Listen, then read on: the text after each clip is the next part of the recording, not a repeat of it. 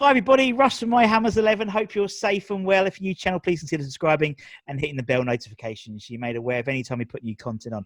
We have some really incredible guests coming up, like we always do. Lots of great memories and lots of great sort of players we're talking about. So don't miss any of it. So hit that bell icon, including today's guest. Today's guest is, as I was just telling him, our joint oldest guest. Our oldest fan, we'll say our oldest fan definitely, because he's the same age as Harry. It's Jim Baker. Hi Jim, how are you? I'm fine, thanks Russ. Really good, thanks mate. Yeah, lovely. How's things? How's the lockdown treating you? How was it? Yeah, it's been not too bad. A bit disappointing, obviously, not being able to hug anybody and see the kids and grandkids and stuff like that, Russ. You know, It's been a bit down that way. But living in Scotland, as you know, with Anthony, we're living in Scotland, so we have different rules up here than you have down there. So we're still really in lockdown, where you've got a little bit more movement, you know. But you know, it's difficult, but we're coping. Yeah, but in a weird way, I prefer that, because I think, you know, Sturgeon seems to have taken. We're getting very political, which is what we're saying, but Sturgeon seems to have taken a much harder line in terms of lockdown, in terms of keeping it, and there's no ambiguity. Do you know what I mean? Here is ambiguity. You know, can this shop open? Can this not shop? And it's all going to apparently go up in the air in a couple of days again soon. But at least you know where you are, if that makes sense.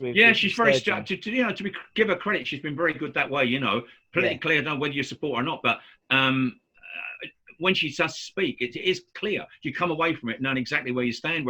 Sometimes I watch the briefings down in London, and you don't really know. You know, everyone's querying everything, isn't they? You know, 1 meter, 2 meters, everything. Exactly, it's all mental, and it's like, but you know, football's back.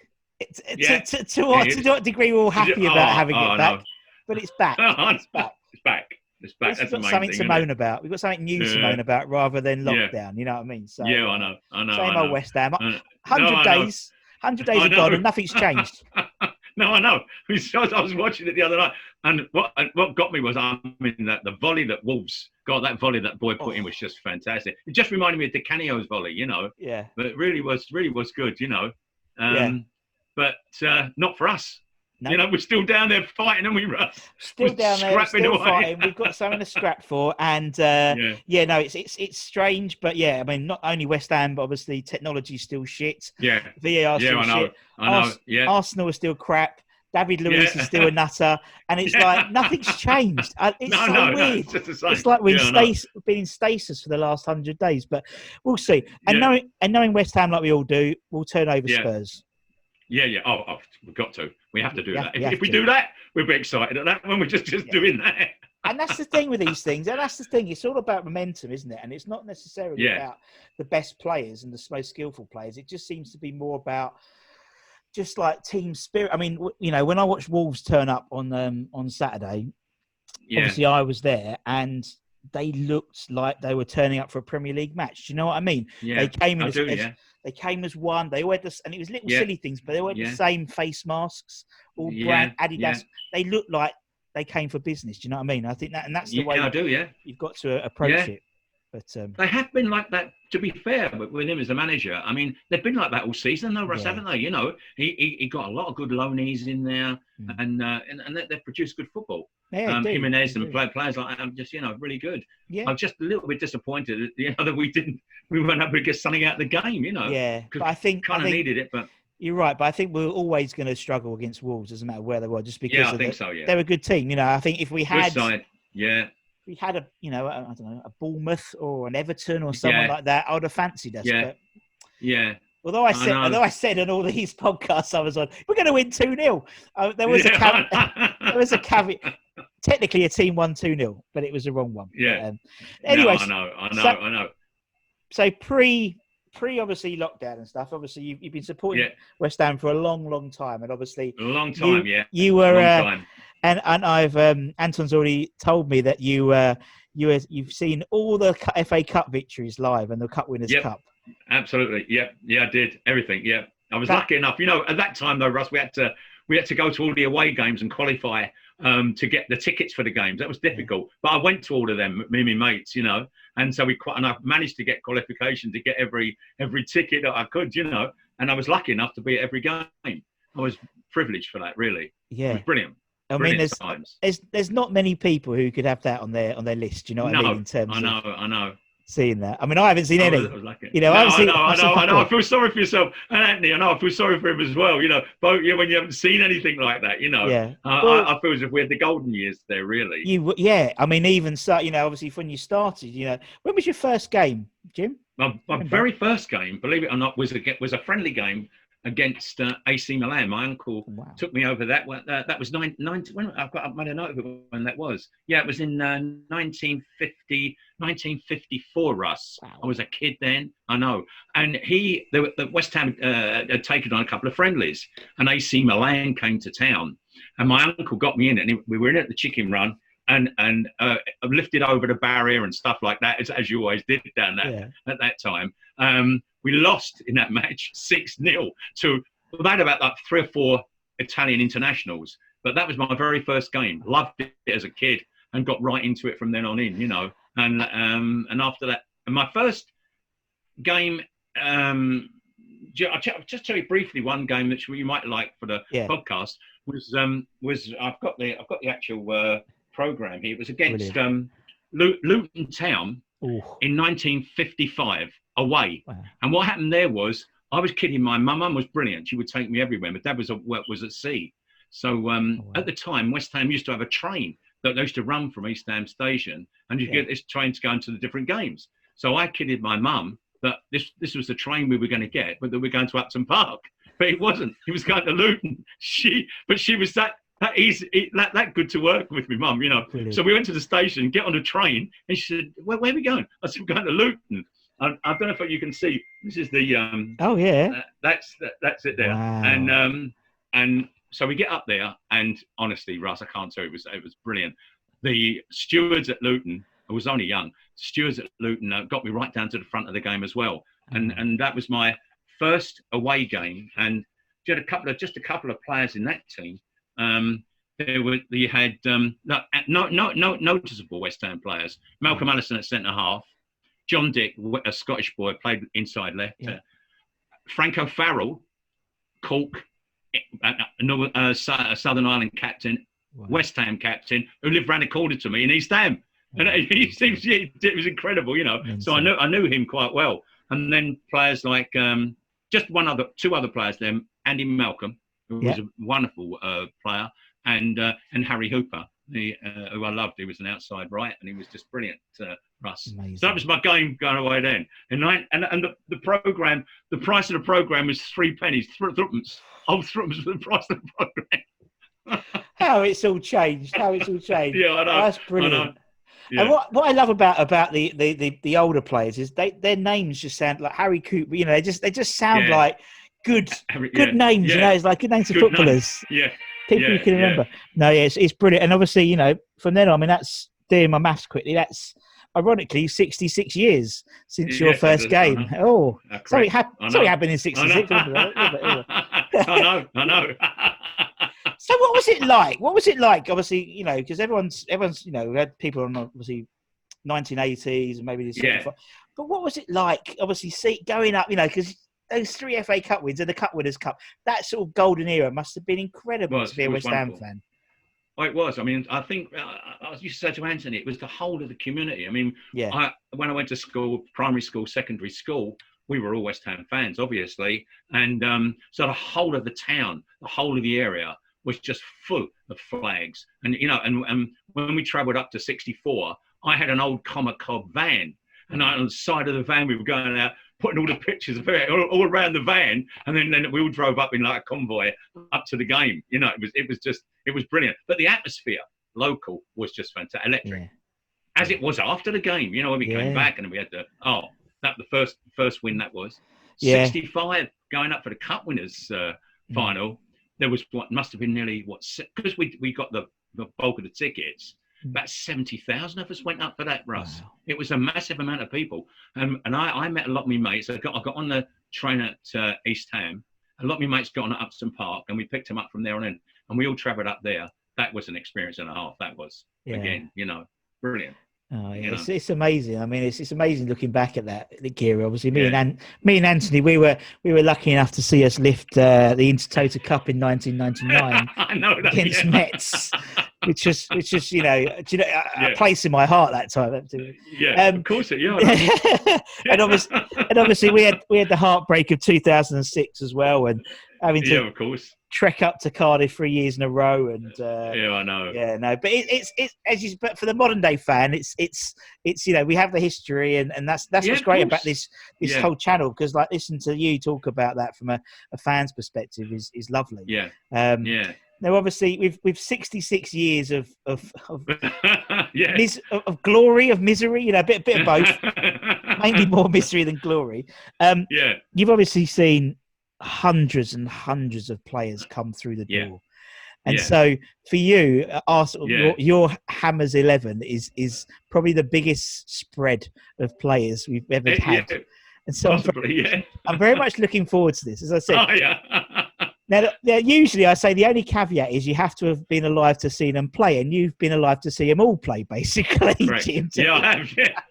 I don't need to worry about that. I feel like ageist at the moment now, the way you're going on here, Russ. No. I don't. Experienced. You're an experienced fan. Oh, experienced. That's what I say. I like that. Me, Anthony, we're less experienced than you. So it's my wife's an HR director, so I have to be very careful when I talk about age. Oh yeah, of course, yeah. No, I won't be suing you or anything like that, Russ. I ain't got pot to get fuck all back anyway. To be honest, Jim. Let's be honest. In the coronavirus, no one's got a job anyway. So right, so let's do your 11, because I'm really looking forward to it, and I think it'll be funny. Then I'm going to chat to Anthony afterwards, and it'll be contrasted, it'll be quite different. So I try and keep it to a 4-4-2. Now, obviously, you were saying like left half, inside, and I know. Yeah, I've said that to Anthony. I'm all. So we'll try and hodgepodge him into a 4-4-2. All right, it's easier. Yeah, all right. So who would be in goal for the Jim 11? Who would be between your sticks? Yeah, believe it or not, it was Ernie Gregory for me. Yeah. Now, Ernie Gregory was my first goalkeeper that I saw playing at West Ham, and I was very, very impressed with him anyway. But because he was the first goalkeeper, I read something for him. But he was a big, he was a really big guy. Came local, and as you know, and played for us brilliantly. Played, but he was somebody that would dominate the penalty area. I love that part about him. You always felt.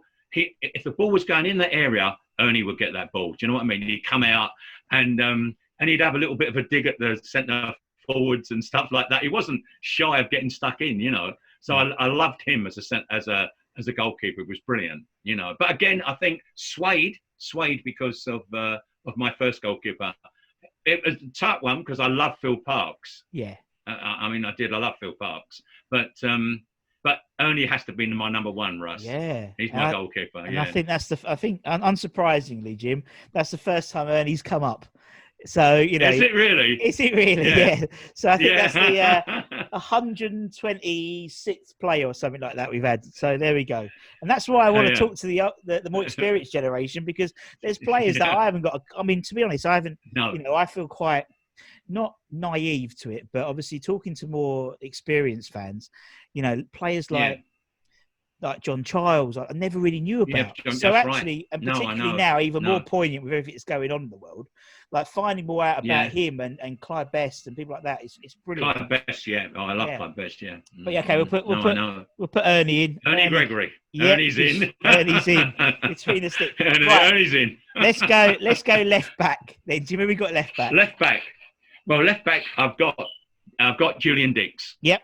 Now I've seen a lot of brilliant players, in that position over the years, and I picked him at one of a more modern player for me because I just love the way he was.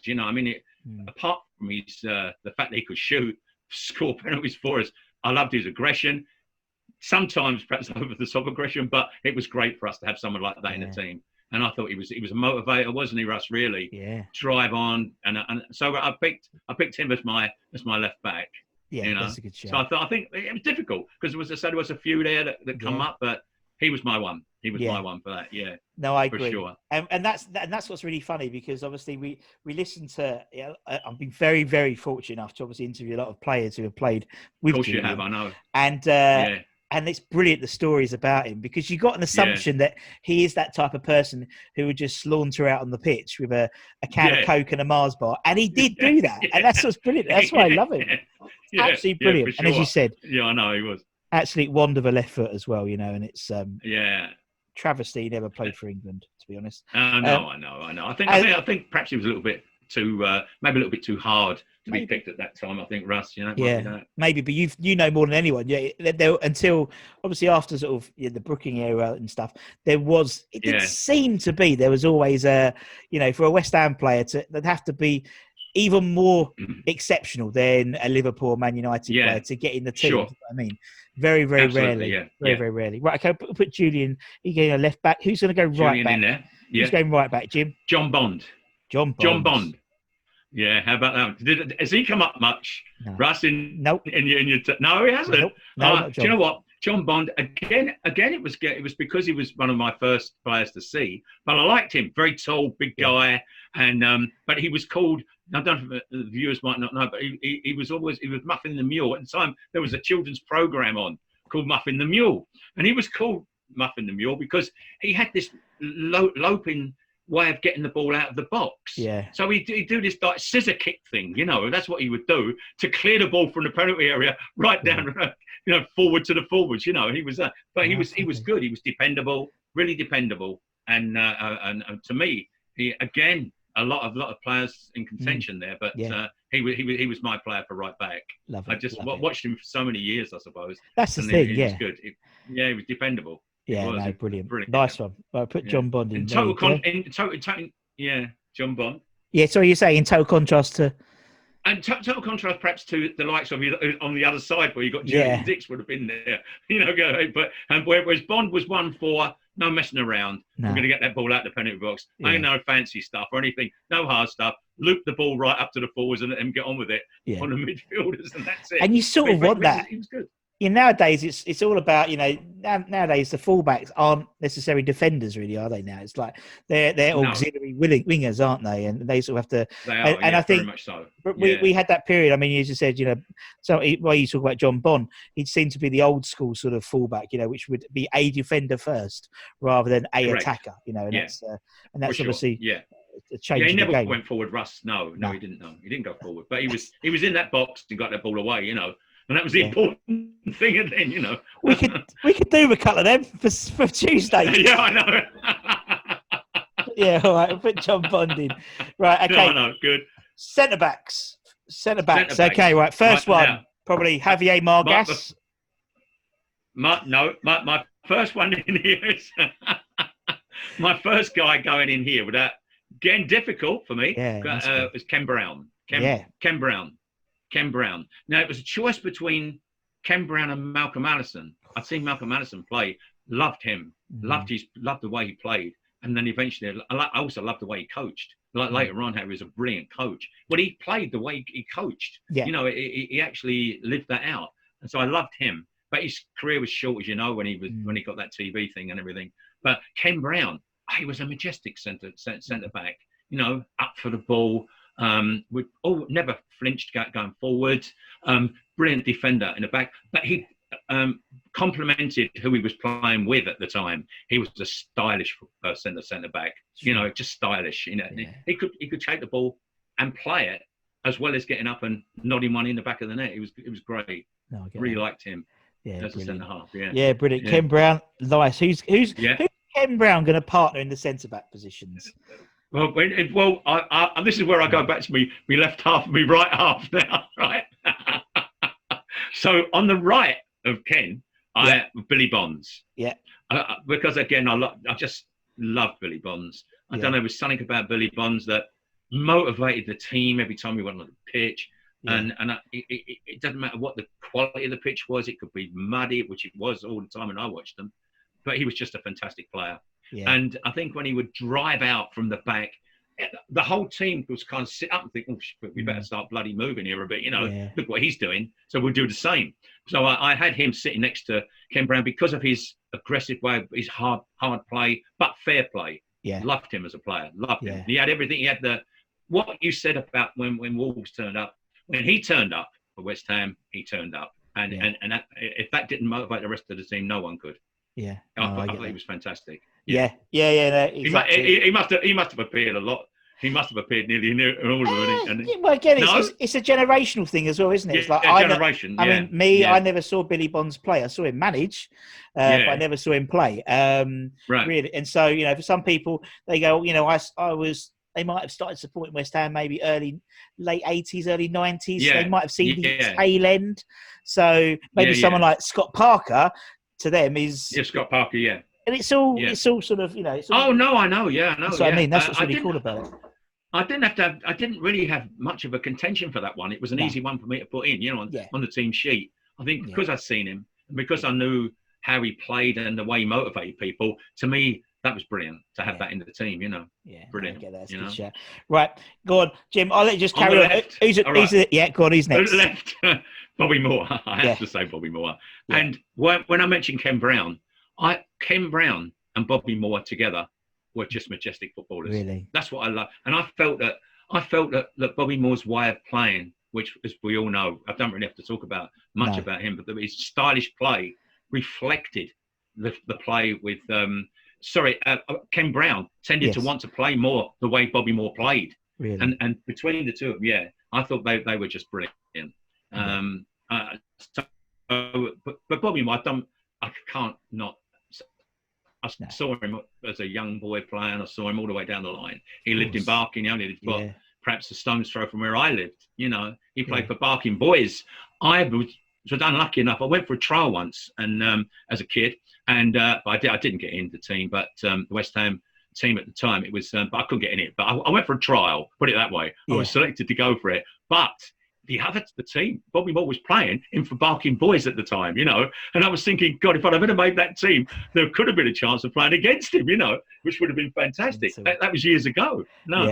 That's crazy. So that was Bobby Moore. Yeah, exactly. As you said, Bobby Moore. You can't. For you've, as you said, you've seen him throughout, haven't you? Through at the beginning, I can't. No. I could have nailed that one on, to be honest. I can't. No. Right. Let's go next. Yeah, exactly. Who's next for you? Who's the next player you're going to whack in then, Jim? Next player. Well, I'm going to go for a winger now. Which maybe some of the I've mentioned him before. Harry Hooper. Yeah. Now I loved him as a fast right winger as such. He wasn't a defender. He's not like we were talking about having the fullback that operates as a winger just now. But he was an out and out winger. But I loved him. He was so fast for us. He went down the wings, past the player, ball straight into the box, and that's what you wanted, Yeah. But he was absolutely a fantastic player. He played for us. He played for us many times as well, and he was in the very first. That Luton game I went to, he was playing in that team. I think he got one England cap or something like that. But he was a player that speed, ability to beat a player and cross the ball, and I love that about him. I really did. And I think he was my winger there. And I think that's something, and I've said it quite a few times in the channel because people bring up I don't know, the modern days. You've got people like Trevor Sinclair and people like that who were I love Trevor Sinclair. Fast, run down the wing, cross it in. No one does that anymore now. It's all too ticky-tacky. It's all too put left-sided people on the right so they cut in and have a shot. It's football can be such an easy game when it's played like that. Overcomplicated. Yeah. Exactly. Yeah. Right, okay, we'll put. I don't know, but I still. Yeah, got him in. No, go on, carry on. What do you say, Jim? Carry on. Right, I'll go. No, a nice. No, I was gonna. No, no problem there, Russ. I was going to say my next player might. This one's going to surprise you now because I've come away from my generational side now for Dimitri Payet. Okay, I've got Dimitri Payet. I don't know whether the fans are going to switch off at this point. I don't know. Honestly, Russ, I've never enjoyed a season as much as he played for us. Honestly. When he went up for a free kick, Russ, it was nailed on. He was going to get it. He was going to score, and we needed that. And I know it was painful at the end, but I loved that time we had with him. Yeah, and I had to put him in. It was a tough one because I haven't got Di Canio in the team. I didn't pick Di Canio, and I was looking at Di Canio and Payet, and I thought, oh my God, should I put Di Canio in here? Yeah. But Payet just about got it for me. on that season alone when where he was. He was just nailed on for us every time he went up to the ball, it was in. And I loved him for that, Totally. There was I can't think of a player, and you're probably the same, Jim, who's come in and made such an impact from day one. Particularly a foreign-based player, because usually it takes them sort of 3 or 4 games to get used to literally that game against Arsenal, when he was away, he was turning it on straight away. Yeah, Reece Oxford had Ozil in his pocket, but it was him. It was, and there was Liverpool away as well. No, he was a great player. Yeah. And as you know, he was mercurial, he was a maverick, and part of that is you have to accept the other side, which is he can throw his toys out. Yeah. It's happened too often, Arnie, Di Canio. I mean, how do we get Di Canio? Yes. Because he'd push over a referee. It's like, hello, Yeah. But I know, because he did. Yeah, I know. That's the thing. He was fantastic as well. I know. I love Di Canio as well. No, I had to edge it with Payet. I just edged it with Payet. I agree. Totally. Yeah. He's the most in my short career compared to yours, Jim. He's the most technically gifted player I've seen at West Ham in a West Ham shirt. Yeah, for sure. I would agree with you. Yeah. Okay. Yeah. Dimmy's in. Who's next? Dimmy's in. I've got in. I don't know if my numbers are stacking up. Don't matter. I've got Martin Peters in. Martin Peters. Yeah. Martin Peters. Yeah. Again, the reason I've got Martin Peters in, obviously I've saw Martin Peters play the whole of his career. It was a difficult one for me, Martin Peters as well, because players like obviously Trevor Brooking and players like that. But Martin Peters played with that same style, or rather, Brooking played with the same style as Martin Peters. Let the ball run. He was also just a classy player. So I felt you had Bobby Moore, Ken Brown. You had Martin Peters there. They all played with that way of playing, which was playing football. They were thinking. They could think, and then they produced wonderful passes. I mean, look what Martin Peters used to stick up for Jeff Hurst and stuff like that. Wonderful balls, wonderful through balls, everything. So I had to include him in my team there, Russ, as well. Yeah. But I have no regrets about including him. There was a lot of other wonderful players there that I could have, thought about putting in, but it's still back to old school. But that I just like that compliment of the way they played. Now I didn't obviously by me referencing Ken Brown. Obviously the World Cup 3 that won the World Cup for us. I mean they were brilliant. But Ken Brown in that team was again same type of player. So you had that. I don't know. It was something about the back. You never had to worry. They could think, play the ball out, thinking football, and I love that. I get you. No, I get you totally. Yeah. I get you totally. Right, I'll put Peters in. Yeah. Okay. Peters in. Who's next? I think you've got 2 more. I think you've got 2 more slots. I've got 2. Well, I've got 2 more slots. I've got an obvious one for me again. I've got to put in Jeff Hurst. Yeah. I absolutely love Jeff Hurst from day one. I love the fact that he adapted from a midfield player to be playing a striker, and I watched him obviously all the way down the line, and I just was inspired by someone like Jeff Hurst. Clyde Best. I loved Clyde Best, Russ, and he was close to. I'd like to add him up there as a striker as well. Watch him play. Love the way he played. Yeah. Bustling, float. And he got stuck in.